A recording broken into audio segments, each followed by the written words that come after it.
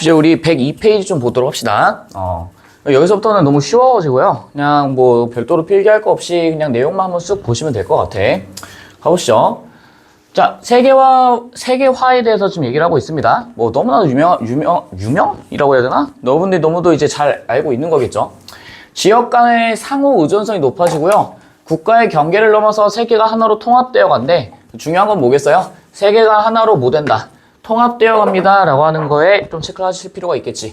그래서 우리 앞에서도 이제 얘기했던 게 이제 뭐 무역이나 이런 것들 있잖아요. 무역 제일 대표적인 거였지. 그래서 뭐 비교 우위냐 절대 우위냐 이런 것들 따졌던 거 기억나시죠? 뭐 이런 것들을 기반으로 해서 전 세계가 하나로 합쳐진다 라는 얘기고, 그 다음에 지역화라고 나와 있죠. 그래서 특정 지역이 고유한 특성을 바탕으로 세계처에서 가치를 갖고 각 지역이 이제 자신들만의 어떤 고유한 문화를 가지고 발전시켜 나간다 이런 얘기지. 그래서 세계화 같은 경우는 영어로 쓰면 이제 글로벌리제이션이라고 보통 얘기를 하고요. 글로벌리제이션 이렇게 얘기를 하고, 지역화 같은 경우는 로컬라이제이션 이렇게 보통 얘기를 하지. 그래서 세계화, 지역화는 서로 따로가 아니라요. 요거 두 개를 전부 다 이제 갖춰야 된다 이런 얘기들. 그래서 지역화 같은 경우는 이런 것들 생각해보시면 편할 거야. 거의 각 국가별로 이제 자기네들 나라에 이제 여행 오게끔 만드는 이제 뭐라고 해야 되죠? 관광청이라고 보통들 얘기를 하지. 그래서 이제 뭐 일본 같은 경우에는 뭐 도쿄, 시부야, 그 다음에 아키하바라 뭐 이런 것들 되게 많이 이제 강조를 하고, 뭐 우리나라 같은 경우에도 이제 뭐 서울이 됐든 아니면 부산이 됐든 이런 식으로 각 국가별로 이제 그 지역이 가지고 있는 특성을 살려서 관광 상품을 개발한다 라고 하는 거.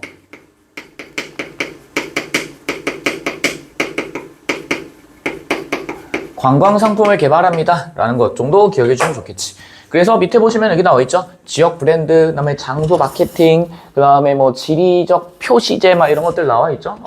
이런 것들이 전부 다 이제 자신들만의 어떤 고유성, 지역의 고유성을 강조한다라는 거를 기억해 주시면 좋을 것 같습니다. 되시겠죠? 뭐 밑으로 가서요. 세계 도시 같은 경우에는 이제 세계화로 인해서 다양한 나라들이 이제 만난다 이런 얘기야. 그래서 이제 뭐 여기 뉴욕, 런던, 도쿄, 파리 뭐 이런 나라들 있죠? 딱 들어봐도 엄청나게 큰 도시들.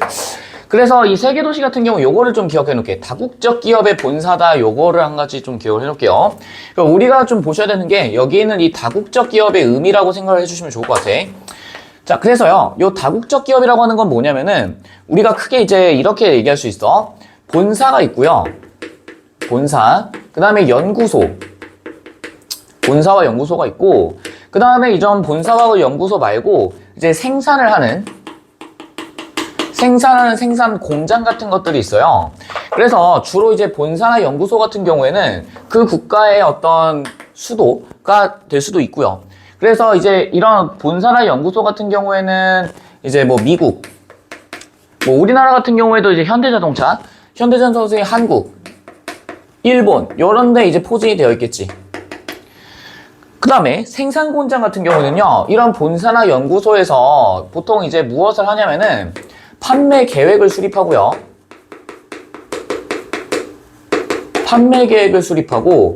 그 다음에 이제 뭐 어떤 식으로 자원을 활용할지, 자원 활용 계획을 짠다 이렇게 좀 이해를 해주시면 좋을 것 같아. 그리고 나서 이런 어떤 계획을 수립한 다음에 이거를 이제 어디로 보내는 거예요? 생산 공장으로 보냅니다. 주로 어디 있겠어? 중국, 뭐 베트남, 뭐 인도, 요런 국가들의 이제 생산 공장을 세우고 여기에서 이제 값싼 노동력을 바탕으로 해서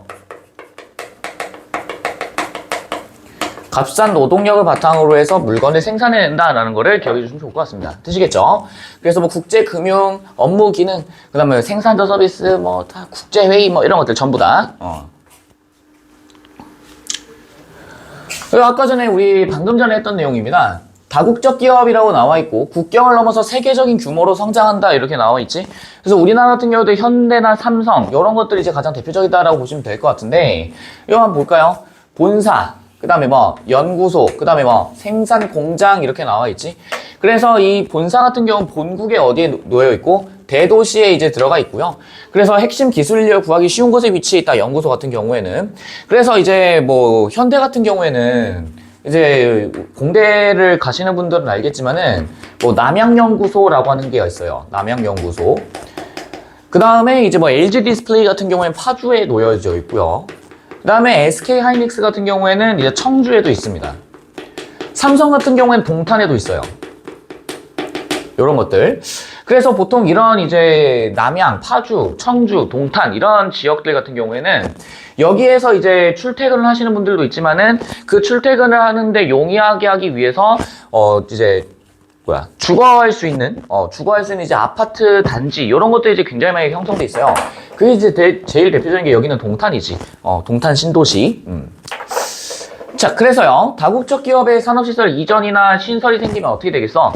만약에 새로 들어선 지역이에요. 그러면은 당연히 경제가 어떻게 될 거야? 활성화가 될 것이고요. 그 다음에 산업시설이 빠져나가 버리면 어떻게 되겠어? 엄청나게 큰 이제 부작용에 시달리게 되겠지. 자, 그래서 우리가 이제 한 가지 좀 보셔야 되는 이 부분이죠. 경쟁력이 부족한 지역 내 자국 기업의 피해가 예상된다. 이 말이 무슨 얘기냐면은 예를 들어서 이제 뭐 삼성이나 아니면은 뭐 삼성 같은 경우에도 마찬가지고 현대도 마찬가지지만은 만약에 그 어떤 대기업의 생산 공장이 어떤 지역에 들어온다라고 하면은 그 지역 일대에 있는 나머지 공장들은 거의 대부분을 문을 닫습니다. 그 이유가 뭐냐면은 그 지역 내에서 일을 하려고 하는 사람들이 엄청나게 많을 거 아니야. 근데 그 지역 사람들 당연히 어디 가려고 했어요? 대기업에 가려고 하겠지? 그러다 보니까 자연스럽게 그 지역 내에 위치하고 있는 조그마한 공장들, 중소회사, 중소기업들은 전부 다 이제 문을 닫고 다른 곳으로 떠날 수밖에 없다라는 얘기예요. 되시겠지? 뭐 얘도 한번 볼까? 뭐 지표 한번 보시면은 전부 다 어때요? 여기 지금 동그라미가 엄청나게 크게 이제 박혀져 있는 것을 확인해 보실 수 있을 텐데 여기들이 전부 다 어딘데 여기가 전부 다 이제 선진국, 소위 말하는 선진국에 해당되는 나라들이잖아. 그래서 이 선진국에 있는 도시들의 경우에는 굉장히 발전이 빠를 수밖에 없다라는 거. 얘도 공간적 분업이라고 나와 있어요. 잘 봐. 그래서 아까 전에 제가 이제 공간적 분업에 대해서 뭐 엄청나게 자세하게 설명하지 않은데 축자적음이라는 동원을 해봐. 무슨 뜻이게요? 공간, 적의 뜻이 뭐였는데 무엇의 성격을 띠고 있는 분업, 나눌 분자의 업자야. 그럼 공간의 어떤 성격을 띠고 있고 그 다음에 그런 것들을 일을 점차 나누고 있다라는 얘기인데 여기 보시면 이제 본사, 연구소, 공장, 그 다음에 뭐 판매, 법인 이런 식으로 다 쪼개져 있지. 그러니까 이런 것들이 전부 다 뭔데? 공간적 분업을 통해서 무엇을 얻고자 하는 거냐면은 어떤 효율성을 극대화한다라고 이해하시면 좋을 거야. 그럼 이런 효율성은 어디에 기반하는데? 당연히 인건비에 이제 주로 초점을 맞춰줄 수밖에 없어요. 그래서 우리나라 같은 경우에는 이제 생산 공장이라고 할 게 별로 없어요. 그러니까 내가 이제 뭐 콘티넨탈, 뭐 내지는 보쉬, 뭐 이런 이제 대기업들 있잖아요. 포르쉐 뭐 이런 대기업들 있잖아. 그런 대기업들 같은 경우에 전부 다 생산 공장이 어디에 있냐면은 중국이랑 인도, 베트남에 몰려 있어요. 그 이유가 뭐냐면 우리나라 인건비가 되게 비싼 편이야. 대신 우리나라는 또 뭐가 좀 장점이에요? 되게 이제 고학력자라고들 보통 얘기를 하죠. 고학력자에 이제 4년제 이상 나오신 분들이 굉장히 많기 때문에 그런 사람들을 뽑아서 다 뭐 하려고 하는 거야? 연구와 개발에 이제 힘을 쓰는 거예요. 이해되시겠지? 그래서 우리나라에는 이제 본사는 아니고 연구소가 좀 더 많이 들어가 있다라는 거 좀 기억을 해주시면 좋을 것 같아요. 이거 봐봐. 중국을 떠나 베트남으로 왔다 이런 표현 나와있지? 제가 이제 베트남 또 다낭, 나트랑 이런 데 갔는데 베트남이 지금 되게 이제 외국인들도 상당히 많이 들어오고 있어요. 제가 이제 여행 갔을 때만 해도 베트남이 이제 다낭에 가면 우리나라 사람들이 물론 많지만은 외국 분들도 상당히 많았거든. 근데 그 외국 분들 같은 경우에 이제 뭐 제가 뭐 국적을 물어보진 않았습니다만 뭐 유럽 쪽의 사람들이 굉장히 좀 많았던 것 같아. 그래서 여기 있는 이 베트남 같은 경우에 특히 이제 북부 쪽, 이제 북부라고 하면은 이제 우리가 보통들 얘기하는 하노이, 하노이나 이제 호찌민시티, 뭐 이런 이제 곳들이 되게 많은데 그곳에 이제 굉장히 공장들이 많아요. 그럼 당연히 그곳에 있는 사람들을 이제 노동력을 활용을 해서 물건을 생산하는데 우리나라랑 비교했을 때 우리나라가 이제 뭐 기본적으로 최저임금만 받는다고 했을 때 뭐 한 220 정도 받는다고 저는 알고 있는데 베트남 같은 경우 그거의 한 4분의 1 가격밖에 안 돼요. 4분의 1밖에 안 돼. 그래서 이제 인건비가 굉장히 저렴하기 때문에 세계적인 이제 대기업들이 거기다가 굉장히 많은 공장을 설치해놨다라는 거를 좀 기억해 주시면 좋을 것 같습니다. 되시겠죠? 자, 그 다음에 이제 세계화 시대 문제점과 해결 방안이라고 나와 있어. 한번 가보자. 문화의 회귀라와 소멸이라고 나와 있어요. 이거를 여러분들 이제 다 암기를 좀 하려고 하지 마시고 당연하게 좀 이해를 해보자. 자만 왜 그 문화가 회귀라가 될까요? 전 세계적으로 문화를 굉장히 많이 주고받잖아. 그러다 보면은 어떤 게 이제 발생하게 되냐면은 강대국이나 혹은 특정 문화의 확산이 많아질 수밖에 없어요. 뭐 대표적 예시로 들어보면은 이제 뭐 미국이 됐든 뭐 유럽이 됐든 그런 문화들이 있잖아. 근데 그 문화들이 조금씩 이제 들어오게 되면서 우리나라 같은 경우에도 이제 그 간판 표지판 같은 것들 보면은 한글이 아니라 다 뭐예요? 막 영어로 바뀌고 막 그러지? 그러면서 이제 그걸로 인해서 이제 어르신들이 이제 소통이 잘 안 되는 그런 어떤 문제도 발생을 하고 있고, 그 다음에 이제 뭐 우리나라는 그래도 좀 괜찮은 편이야. 다른 이제 좀 약소국가 내지는 좀 이제 개발도상국 같은 국가들의 경우에는 다른 나라 문화를 또 적극적으로 수입을 해. 이유가 뭐냐면 얘네들도 이제 더 잘 먹고 잘 살기 위해서 주로 이제 선진국, 강대국들의 어떤 문화를 많이 받아들여야 되고 그런 자본들이 많이 들어오기 때문에 상대적으로 이제 약소국가의 어떤 문화는 상대적으로 좀 약화가 될 수밖에 없다. 그러다가 결국엔 나중에서 어떻게 돼요? 소멸할 수밖에 없다, 이런 얘기지. 대표적인 예시 좀 들어볼게. 종종 이제 뭐 문제집이나 이런 데서 좀 나오는데 뭐 뉴질랜드의 원주민 문화를 좀 생각해 보시면 편할 거야. 그러니까 이 뉴질랜드 원주민 문화가 제가 이제 뉴질랜드 있을 때도 이 원주민 문화에 대한 관심이 되게 높았어요. 그러니까 이유가 뭐냐면은 대부분의 사람들이 전부 다 이 뉴질랜드에 대한 어떤 관심도가 그리 높지 않은데 반해 이거를 이제 적극적으로 지키려고 하는 그런 움직임도 크게는 없었거든. 그러다 보니까 이 뉴질랜드 문화에 대한 관심을 제고하는 그런 어떤 안내 포스터들도 굉장히 많았고, 지금도 이 원주민 문화에 대한 어떤 보존, 이런 것들에 대한 관심이 되게 높아요. 그럼 마저 또 가보자. 자, 빈부격차가 이제 또 심화돼. 당연한 거 아니겠어요? 당연히 이제, 선진국의 어떤 자본이나 이런 것들이 많이 유입이 되다 보면은, 잘 사는 국가는 계속 잘 살게 되고, 무역을 많이 하니까, 상대적으로 이제 빈곤, 개발도상국 같은 경우에는, 뭔가 전문적인 어떤 기술이나 R&D라고 하는 그런 것들이 이제 발달이 드물기 때문에, 그래서, 빈부격차가 심화될 수밖에 없다. 이런 얘기죠. 그럼 한번 가보자. 여기 이제 보편윤리랑 특수윤리 이렇게 나와 있어요. 여기 있는 이 특수윤리나 보편윤리 같은 경우에도 여러분들이 이걸 암기를 하려고 하지 말고, 윤리라고 하는 거는 우리가 에티켓 할 때 그 에틱 있잖아. 근데 이 앞에 있는 거 보니까 보편이라고 나와 있어요. 그럼 보편윤리라는 얘기는 뭐야? 전 세계적으로 적용 가능한 그런 모든 사람들이 다 갖춰야 되는, 뭐 어르신들한테 예의를 갖추고 뭐 이런 것들 있잖아요. 그 다음에 뭐 특수윤리 같은 경우는 뭐가 있겠어? 각 국가의 어떤 특수한 어떤 문화들이다라고 생각하시면 되겠지. 제가 이제 베트남 놀러 갔을 때 굉장히 좀 특이했던 점이 뭐냐면은, 우리나라는 기본적으로 젓가락이 거의 다 이제 스테인리스 아니면 쇠젓가락이 중심이잖아. 근데 베트남 같은 경우는 거의 다 나무젓가락이에요. 그리고 나무젓가락이 되게 또 길어. 이유가 뭔지 한번 보니까 거기 이제 그 베트남 음식 같은 경우에는 되게 좀 기름지기도 하고요. 그 다음에 이제 뭐 볶음밥이나 이런 것들, 되게 향신료가 강한 어떤 음식들이 많단 말이야. 근데 그러다 보니까 거기 국가 사람들은 기본적으로 숟가락보다도 좀 젓가락을 많이 사용하는 문화더라고. 제가 갔을 때 거의 숟가락을 거의 쓴 적이 없어요. 젓가락 거의 안 썼어. 그래서 이 사람들은 계속 젓가락만 사용하는 국가이기 때문에 숟가락이나 이런 것들을 사용하지 않아서 젓가락의 무게를 굉장히 좀 어떻게 해야 돼? 낮춰야 될 필요성이 있다. 그래서 베트남이랑 또 유사한 국가 생각해 보면 또 일본이 있죠. 일본도 이제 거의 대부분이 이제 스푼보다도 젓가락을 굉장히 많이 사용하고, 그래서 우리나라 사람들이 많이 가는 숙소나 우리나라 사람들이 많이 가는 어떤 그 음식점 같은 데 보면은 국물 요리 같은 거 있잖아요. 근데 국물 요리 같은 경우에도 우리나라 사람들은 무조건 숟가락을 그래서 딱 내려놓고 딱 이렇게 먹어야 되는 거잖아. 찌개류, 뚝배기 이런 것들. 근데 일본은 그런 음식이 되게 좀 없어요. 상대적으로 좀 찌개류가 좀 덜 발달이 있어.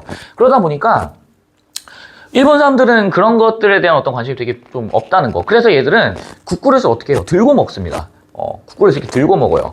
그러면서 젓가락으로 이제 긁어가지고 건더기를 이제 집어 먹는. 그리고 그 사람들 또 이제 찌개보다도 뭐가 또 발달해서 국 요리가 또 발달이지. 그래서 미소된장국 이런 것들. 그런 것도 이제 보면은 건더기가 별로 없어요. 거의 그냥 이제 맹탕이라고 보시면 돼. 그래서 그런 어떤 이제 문화의 차이가 있지.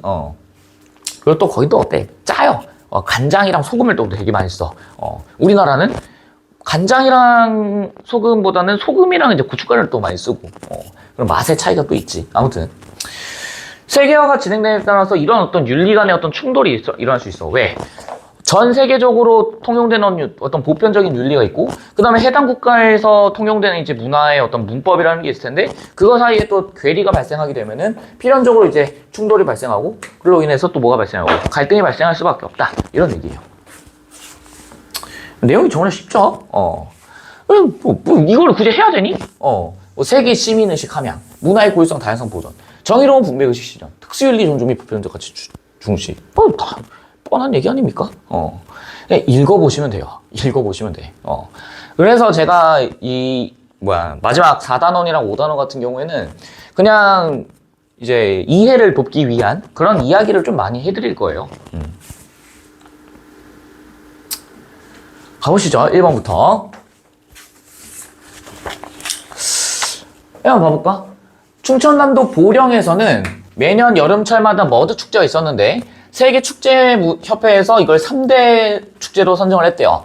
그래서 세계인의 축제로 발전한다 이렇게 나와있지. 우리나라의 문화인데 이게 전 세계적으로 이제 영향을 미친다라는 얘기니까 세계화 시대에서 무엇을 한다? 로컬라이제이션을 한다 이런 얘기겠지.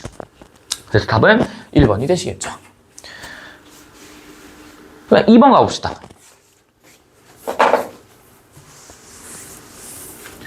자, 차나무가요. 자라기에 최적의 기후 조건을 갖춘 보성의 녹차는 국가가 해당 지역에 여기 뭐라 나와 있어? 이름을 상표권으로 인정해준다 이런 표현 나와 있지. 그래서 얘 같은 경우에는 제1호로 등록되어 있다. 그래서 여기 뭐라 나와 있어? 상표권으로 등록했습니다. 지금 이렇게 나와 있잖아. 맞니? 그래서 얘 같은 경우에는 우리가 지리적 표시제다 이렇게 얘기를 할 거예요. 지리적 표시제.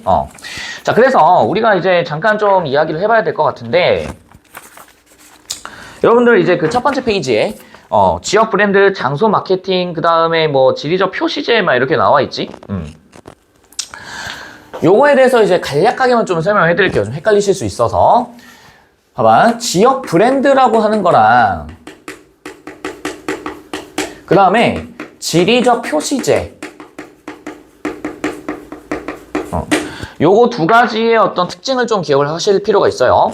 그래서 여기 있는 지역 브랜드 같은 경우에는 이 지역에서 만들어진 상품, 서비스, 이런 것들을 하나의 고유한 상표로 만드는 겁니다.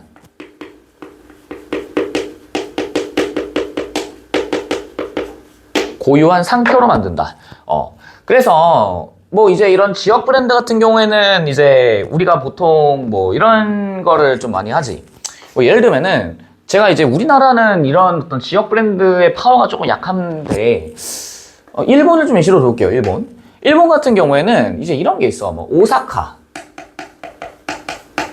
오사카에 여러분들 그 보신 적 있나요? 그 이제 막 이렇게 팔 들고 이렇게 하고 있는 그런 것들. 이런 것들이 이제 지역 명물로서 자리를 잡았잖아. 그래서 이런 것들이 전부 다 이제 지역의 어떤 브랜드, 지역 브랜드 가치를 얘기한다. 이렇게 얘기해 주시면 좋을 것 같고. 근데 이거는 좀 기억합시다. 지리적 표시제는 뭐냐면은 주로 이제 농산물에 많이 적용이 돼요. 이 농산물 같은 경우에 해당 지역에서 재배되었다라고 하는, 재배되었다. 라고 하는 것을 인증을 해주는 겁니다.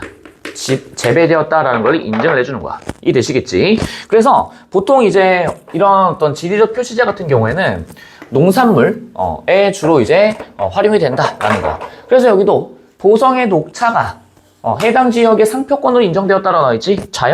농산물이죠. 그래서 얘가 뭐가 되는 거야? 지리적 표시제가 됩니다. 라고 하는 거를 기억해 주시면 되겠지. 되시겠죠? 그 다음에 화천구는요. 삼천어가 잡히는 화천천을 매력적 상품으로 갖고 판매한다. 지금 이렇게 나와 있지. 얘 같은 경우에는 뭐겠어요? 뭐 물론 지역 브랜드다라고 해도 되겠지만은 여기에 이제 천이라고 하는 것 자체가 이제 장소죠. 장소. 얘 강이잖아, 강. 그 강을 상품으로 만든다. 이기 때문에 얘는 뭐에 대한 내용이 있어? 장소 마케팅에 대한 내용이겠지. 되시겠죠? 그럼 만약에 이거를 지역 브랜드로 만들려고 하면 어떻게 돼 있어? 해당 지역명이 나와 주셔야겠지. 되시겠죠? 여기는 장소만 나와 있기 때문에 우리가 장소 마케팅이다 라고 이해를 해주시면 좋을 것 같아. 되시겠죠? 자, 그 다음에 3번 가봅시다.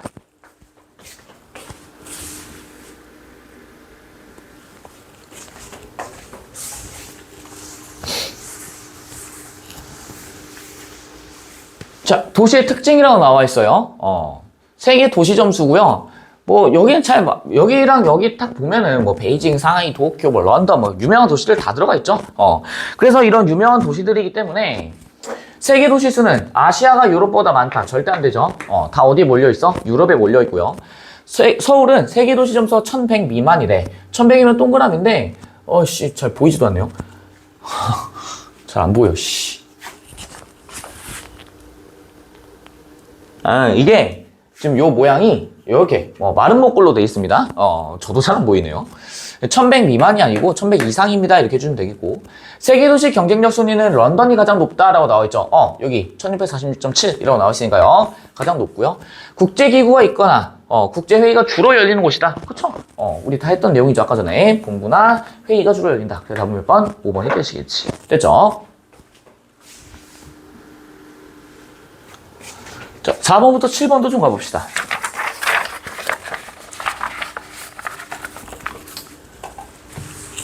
자, 세계화로 인해서요, 세계 도시가 등장하고 다국적 기업의 활동이 증가했대. 기업은 금융이나 보험 등 소비자 서비스, 이런 것들. 여기서 이제, 뭐 금융, 이런 것들도 상당히 많이 발전하게 되는 거고요. 응? 엥? 뭐야?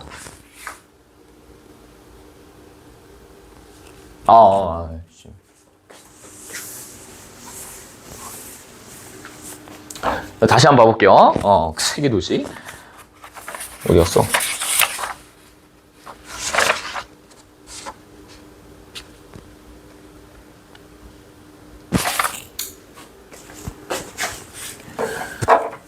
한번 봐볼게요. 자, 금융이나 보험, 이런 것도 이제 전혀 문제가 없는데, 여기 이제 뒤에 나와 있는 내용을 좀 보셔야 돼. 뒤에 나와 있는 내용이 소비자 서비스업이라고 나와 있죠? 소비자가 아니라 얘는 우리가 생산자라고 이름을 바꾸실 거야.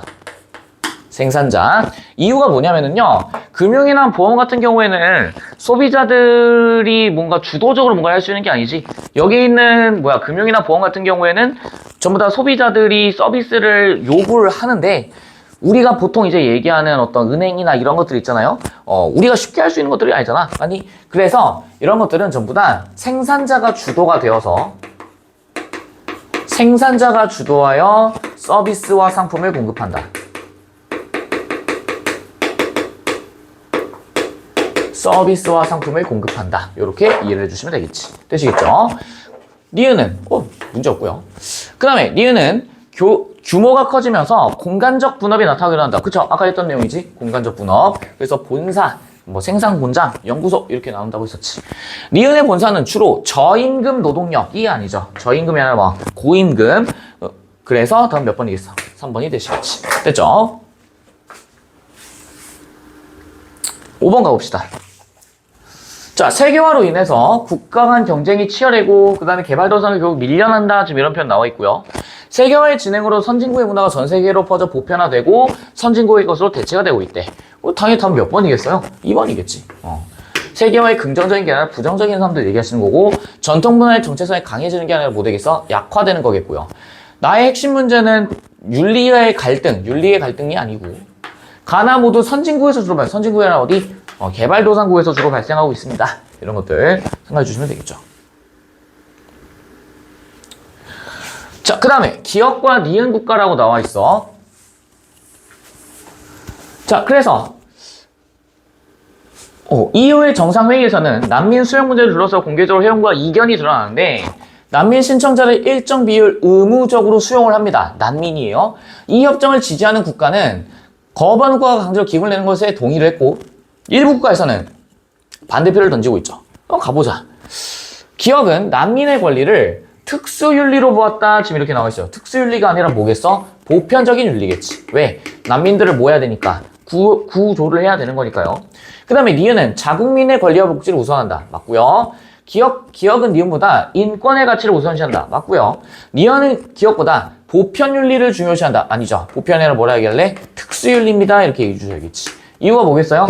여기 뭐 사회보장제도, 일자리를 돕는 거에 돈을 투자한다. 전부 다 해당 국가의 어떤 특수성에 대해서 얘기를 하고 있는 거지. 그래서 답은 몇 번? 3번이 되시는 거겠지. 이해되시겠죠? 아우, 너무 쉬워. 평화로도 가봅시다. 뭐 이거만 좀 기억을 해놓으시면 좋을 것 같아. 소극적 평화와 적극적 평화라고 나와 있는데 우리가 알고 있는 평화, peace라고 하는 게 좁은 의미. 여기 있는 이 소극적 평화라고 하는 얘기는 좁은 의미의 평화예요. 좁은 의미. 적극적 평화는요, 넓은 의미의 평화입니다. 그래서 소극적 평화 같은 경우에는 전쟁이나 이런 것들이 발생하지 않는 것들을 얘기하는 거고요. 적극적 평화 같은 경우에는 문화적 폭력까지도 전부 다 제거된 상태를 얘기하는 거겠지. 문화적 폭력. 뭐 빈곤, 정치적 억압 이런 것들. 그래서 이런 것들이 지금 어디에서 주로 많이 발생하고 있어? 중동 쪽에서 되게 많이 발생하고 있지. 중동 쪽에서 어떤 이제 뭐 폭탄 테러, 그 다음에 이제 또 뭐 있니? 뭐 여성 인권을 탄압하고 그 다음에 이제 막 돌 던져가지고 막 죽이고 막 이런 것들이 있잖아요. 그런 것들도 전부 다 폭력이라고 보기 때문에 이런 문화적 폭력까지 전부 다 뭐 된다? 제거된다라는 거. 뭐 읽어보세요. 뭐 해야 돼? 서로 잘 해결하자. 뭐 이런 얘기. 얘도요. 뭐 국가랑 국제기구, 비정부기구, 뭐 기타 막 이렇게 나와 있지. 비정부기구만 좀 알고 계세요. NGO라고 얘기합니다. NGO, Non-Government Organization. 비정부기구. 그래서 주로 이제 개인, 민간단체 이런 것들이 있고요. 여기 같은 경우에는 이제 이런 것들이 있어. 뭐 국경 없는 의사회. 맨날 시험에 나오는 거 이거야. 국경 없는 의사회. 그래서 주로 이제 분쟁 지역이나 이런 것에 주로 참여를 하셔서 일반적인 어떤 정부나에서 이제 지원하기 되게 어려운 상황에 이런 국경 없는 의사회가 가서 무료로 이제 의료 봉사 활동을 제공하는 것들이겠지. 읽어보시면 됩니다.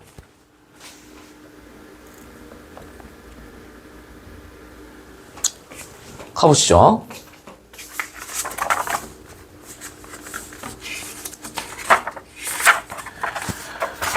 이 파트는 그냥 여러분들이 한번 그냥 쭉쭉쭉쭉 읽어보시면은 뭐 전혀 크게 문제가 없으실 거라고 저는 생각이 들어요. 이유인 즉슨 너무 쉬워. 너무 쉬워. 가보시죠. 국제사회 분쟁 사례라고 나와 있습니다. 1차 내전은 2002년에 남부지역 출신에서 A 대통령이 북부지역에 인종차별적 정책을 펼쳐서 군사 쿠데타가 발생하고 2차 내전까지도 이렇게 나와 있어요. 그래서 이거를 지금은 이제 앞에 교과서에 그 몇 페이지냐면요. 어디 나와 있어? 109페이지에 보시면은 이제 코트디부아르의 내전이라고 나와 있지. 그래서 얘는 그냥 통째로 그냥 암기를 하세요. 2002년부터 시작해서 2007년. 그 다음에 2차 내전은 2010년부터 시작되었다라는 것들을 우리는 코트디부아르 내전입니다. 이렇게 얘기를 할 거예요. 사실 이제 뭐 미얀마, 특히 이제 여기는 미얀마 내전 같은 경우에도 지금 이제 미얀마 정부가 거의 사실상 붕괴 상태죠. 그래서 이제 뭐 민주화를 위해서 시위를 계속 하고 있고, 그 다음에 뭐 에티오피아, 시리아, 예멘 전부 다 똑같은 어떤 이제 정치적 불안정으로 인해서 발생하는 건데, 얘는 이제 교과서에 나와 있으니까요. 교과서의 어떤 예시니까 그냥 코트디부아르 내전입니다. 이렇게 암기를 좀 해주시면은 크게 문제는 없으실 거라 생각이 들어요. 자, 2번 보시면은 엄청나게 많습니다. 러시아 우크라이나 분쟁, 그 다음에 뭐 북아일랜드, 그 다음에 카탈루냐 막 이런 것들 겁나게 많죠. 자, 그래서 카슈미르 분리 분쟁의 원인은 크리스트교와 불교도의 갈등 때문이다 이렇게 나와 있는데, 자, 하나하나 좀 설명을 드릴게요. 여기는 이 카슈미르 분리 분쟁 같은 경우에는 여기 이제 주로 인도 지역에서 있습니다. 인도 지역. 그래서 여기는 인도 지역 같은 경우에는 힌두교에 관련된 어떤 분쟁이 굉장히 심하다라고 이해를 해주시면 좋을 것 같아요. 그래서 크리스트교가 아니다라고 이해해 주시면 되겠고요. 그 다음에 포클랜드 분쟁 같은 경우에는 이렇게 좀 이해를 해주시면 좋아. 포클랜드 분쟁은요, 영국과 프랑스가 아니에요. 아르헨티나입니다. 아르헨티나. 영국과 아르헨티나입니다. 이렇게 좀 암기를 해주시면 좋을 것 같고요. 그 다음에 에티오피아 내전은 종교 언어 차이 이런 것들 때문에 발생했다. 맞고요. 이스라엘 팔레스타인 얘도 마찬가지지. 유대인 여기 있는 이스라엘 팔레스타인 분쟁 같은 경우는 유대인에 관련된 내용이야. 그래서 그로 인해 지금도 계속 막 전쟁 중이죠. 뭐 하마스 뭐 이러 하면서 계속 아직도 전쟁 중이지. 그래서 답은 몇 번? 5번이 되시겠지. 요 정도 좀 체크해 주시면 좋을 것 같습니다.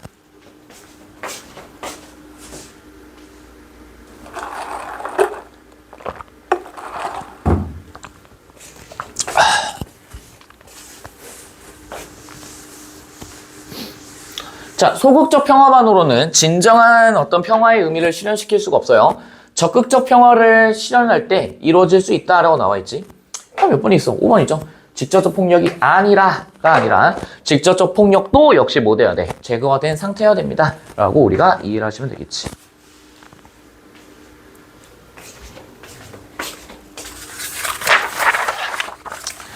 자, 4번 봅시다. 4번에는 당연히 답이 몇 번이겠어요? 2번이시겠죠? 일정한 영토와 국민을 바탕으로 주권을 가진다라는 표현 나와 있지. 이게 이제 우리가 알고 있는 국가의 3요소죠. 영토, 국민 이런 것들. 영토, 국민, 주권. 5번도 봅시다. 5번은 몇 번이겠어요? 4번이시겠지? 봐보자. 각국의 정부를 회원으로 하는 국제사회 행위 주체라고 나와 있고요. 그 다음에 이해관계를 조정하고 국가들 간의 경제, 사회 협력들을 이끌어냅니다. 이렇게 나와 있어. 그래서 여기 나와 있지. 정부를 뭘로 한다? 회원으로 한다라고 나와 있지. 그래서 얘는 뭐야? 국제기구입니다. 국제기구. 그래서 답은 몇 번? 기억, 니은, 디귿이 될 거고 국경 없는 의사회는 뭐에 해당되겠어? NGO. NGO, Non-Government Organization에 대한 내용이겠지.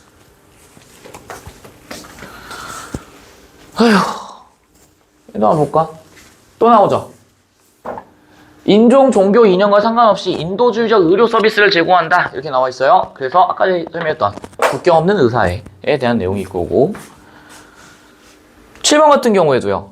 답 몇 번이 있어? 5번이겠지. 뭐 무시해야 된다. 뭐 안 되고 자국의 최우선하면 안 되겠지. 윤리 거의 뭐 도덕 문제예요. 자, 그 다음에 이제 여기 있는 남북분단과 평화통일이라고 나와 있습니다. 이거는 이제 한국사에서 여러분들이 이제 배워야 되는 그런 내용들 중에 하나예요. 그래서 사실 이 부분은 이제 한국사를 배웠다라는 전제 하에 좀 얘기를 하는 경향이 있어서 그냥 제가 간단하게만 좀 말씀을 드리면은 우리나라가 이제 광복과 동시에 미국, 그러니까 미군정이죠. 미군정과 그 다음에 위에 있는 소련, 여기 이제 스탈린이 중심이 돼요. 그래서 이렇게 남북으로 쪼개져서 한반도를 이제 분할 점령을 하는데 이 과정에서 미국이랑 소련은 2차 대전이 끝나고 난 다음에 서로 이제 자유주의와 공산주의 이렇게 이제 쪼개져서 서로 이제 자신들의 이념을 이제 충돌하는 소위 말하는 이제 냉전 시대로 들어가게 되는 겁니다. 냉전 시대, 콜드워라고 얘기를 하죠. 자, 그런데 이때 이제 미국과 소련이 어떤 식으로 한반도를 분할 통치할 건지에 대해서 이야기를 했던 게 여기 나와 있는 모스크바 3국 외상회의입니다. 이렇게 나와 있죠. 그래서 미국이랑 영국이랑 소련이 세 국가가 이제 참여를 해요. 그래서 어떻게 이제 통치를 할 것인가. 그래서 이제 신탁 통치라고 얘기를 하죠. 아직 이제 어떤 국가가 제대로 세워져 있지 않은 상태에서 정치를 어떤 식으로 이어 나갈 건지에 대해서 결정이 되어 있지 않은 상황에 신탁 통치를 하자라고 얘기를 해서 결국 두 차례의 삼국 외상회의가 있었지만은 전부 다 결렬됩니다. 결렬이 돼버리고요. 그래서 총선거에 의한 통일정부를 했는데 북한이 쌩까죠. 쌩까서 결국 우리나라만의 남북한의 서로 다른 정부가 수립이 된다. 그래서 우리나라가 수립이 되고 그 이후에 이제 8월 30일에 우리나라 정부가 수립이 되고요. 그 다음 달에 이제 북한 정부가 수립이 된다. 그리고 난 다음에 6.25 전쟁 하고 나고 여기 나와 있죠. 냉전 질서로 뭐 된다? 재편된다. 이런 표현까지. 평화통일이라고 나왔는데 사실 뭐 이상적이죠. 얼마나 평화통일하면 좋아. 근데 모르겠어요. 모르겠어. 저도 이제 어렸을 때 이제 뭐 초등학교, 중학교, 고등학교 이제 올라오면서 그래서 통일은 해야 되지 않을까? 뭐 이런 생각을 했었거든? 근데, 이게 점차 시간이 좀 지나고, 저도 이제 뭐 군대로 갔다 오고 뭐 하고 하다 보니까, 불가능해 보여. 불가능해 보여요. 저도 이제 뭐, 크면서 느꼈던 건데, 지금도 이제, 지금 우리 세대는 좀 덜한 편이지만은, 옛날에 이제 우리 어머니, 아버지 세대만 해도 어때? 막 지역별, 지역 감정이라는 게 되게 좀 심했잖아. 전라도, 경상도 하면서 막 치고받고 싸우고 막 엄청나게 그런 게 심했잖아요. 근데 이게 이제 만약 우리나라가 통일이 됐다라고 하면은 얼마나 이게 더 심하겠어? 안 그래? 북쪽은 이미 그 주체 사상이라고 하는 김일성, 김정일, 김정은 3부자를 이제 신으로 모시는 그런 어떤 사상이 찌들어져 있는 상황에 말도 우리랑은 잘 안 통할 거 아니야. 말도 이제 그쪽 나라의 어떤 말이 있을 거고 지금 우리가 쓰는 말이 있을 텐데 과연 이게 잘 섞일 수 있을까 싶은 생각이 좀 드는데 물론 통일이 되면은 좋겠죠. 근데 통일이 되고 나서 더 문제인 것 같아. 내가 봤을 때는. 복잡하죠. 미국, 중국, 러시아 뭐 다 꼬이고 막. 우리나라 어떻게 되려고. 그냥 이 상태로 쭉쭉 갔으면 좋겠어요. 물론 이산가족의 아픔, 존재하죠. 근데, 어렵죠. 어려워요. 자, 동아시아의 역사 갈등입니다.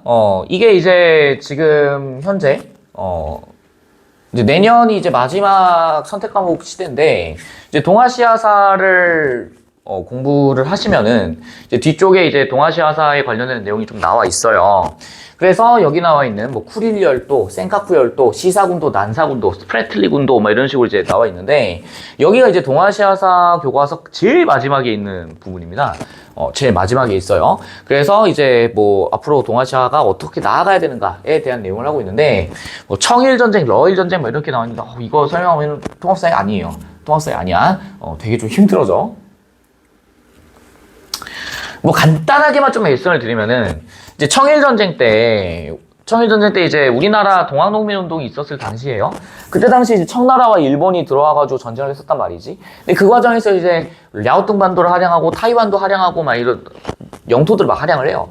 그 다음에 이제 러일 전쟁 끝나고 난 다음에 쿠릴 열도, 지금 이제 저기 연해주 바로 밑에 있는 그 쿠릴 열도를 이제 또 할양을 하는데 지금 그거 가지고도 굉장히 이제 좀 이제 첨예한 대립을 하고 있어요.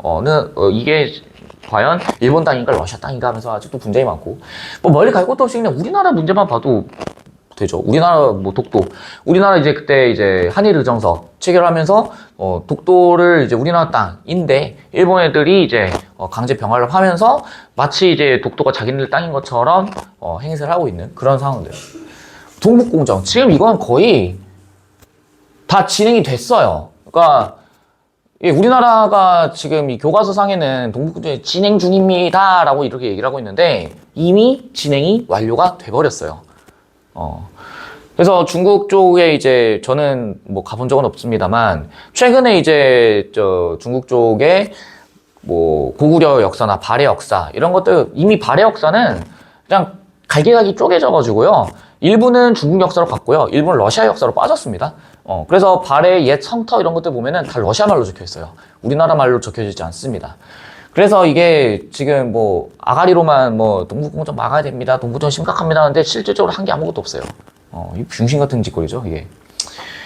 일본이 역사 왜곡 이것도 마찬가지고요. 말 맙시다 그냥.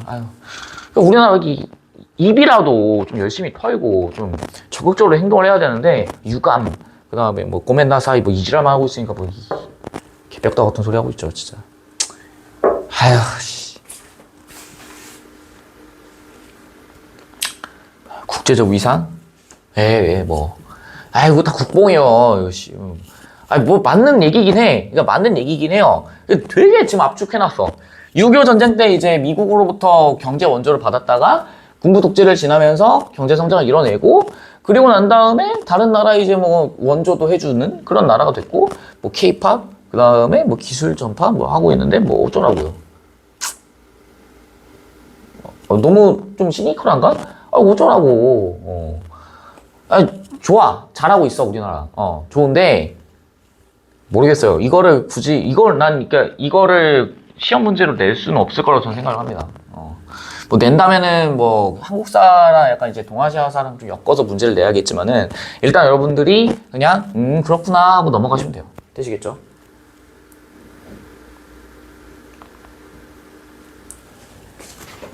가보자.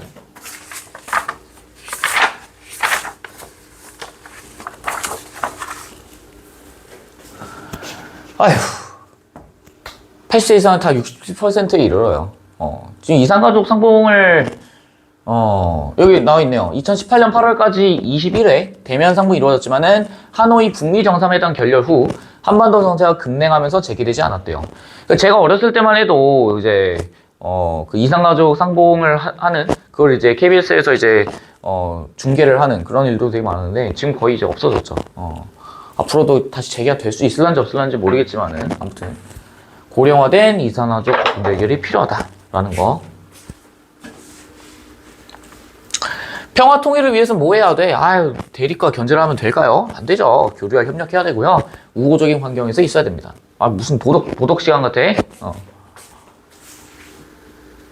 3번도요. 여기 있는 이 쿠릴 열도가 이제 러시아와 일본이 서로, 일본과 러시아가 서로 이제 대립을 하고 있는 거고요.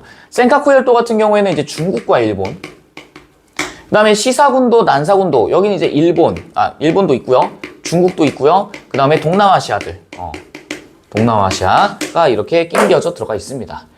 그래서 기억에 표시된 지역에선 전쟁이 일어나고 있는 건 아니고요. 여기서는 청일전쟁, 러일전쟁 등 복잡하게 얽혀 있고요.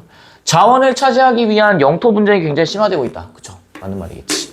그 다음에 2차 세계대전 이후에 1차 세계대전 이후에 수많은 작은 섬에 영국을 두고 영토 분쟁이 일어났다. 1차가 아니라 2차 세계대전입니다. 제대로 좀 적어주시면 좋을 것 같고요. 여러분 그래서 몇 번? 3번 하시겠지.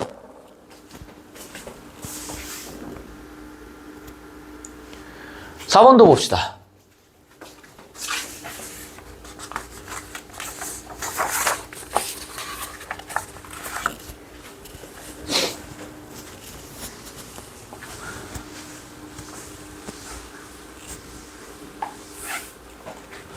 한번 가보죠. 동북 삼성이라고 나와 있습니다. 고구려 유적, 밀집 지역, 뭐 헤이룽장성, 뭐 이런 것들. 그리고 기억 봅시다. 한국은 중국의 동북 궁정을 역사 주권 침해라고 반발하였다. 니은 고구려 말해를 소수민족의 지방정권으로 규정하고요. 중국은 동북 궁정성의 소수민족 분리 독립을 추진한다. 미친 소리고요. 고조선 부여 고구려 발해 역사를 중국사의 일부라고 주장한다. 그래서 다음 몇 번? 4번이 되시겠지. 됐죠? 5번도 볼까? 옳지 않은 거예요. 강제 연행이라는 표현을 징용으로 수정하고 한복과 김치가 일본에서 유래했다라고 왜곡을 하고요. 위안부, 야야야야야. 아무리 일본 새끼들 미친놈들이라도 한복과 김치를 일본에서 유래했다고 하진 않아요. 이거 어디서 유래한다고 해 지금? 중국에서 하잖아요. 파오차이 막 이딴 얘기하면서 한푸 막 이딴 얘기하면서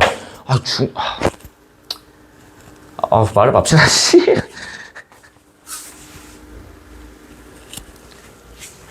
다른 국가의 원조와는 무슨 원조? 개발원조위원회. 문제 없고요. 너무 쉽습니다.